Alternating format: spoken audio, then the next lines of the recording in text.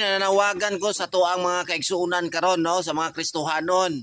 Kung ikaw Kristohanon nga nabati nimo ang kaluyahon karon sa imong kinabuhi, wala na kay gana moampo, wala na kay gana mabasa sa pulong sa Ginoo, wala na kay gana mosimba, ako mga paghagit karon igsuon.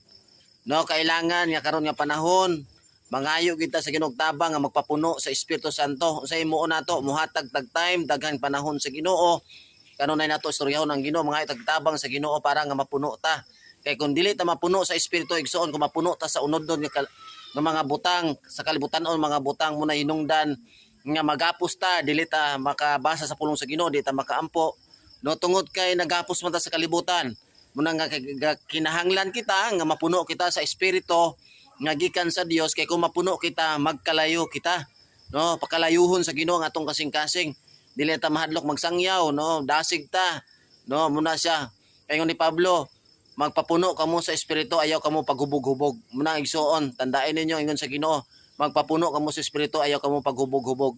So salamat nga nakatunan ninyo ni, nahibalaan ninyo ni, kailangan gid nga kita magpapuno sa Espiritu Santo.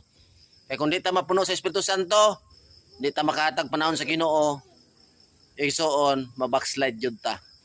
Muna nga mga lagad sa Ginoo, iduol nato sa Ginoo atong kinabuhi. Salamat sa inyong pag-share, and Dios magpanalangin ka natong tanan.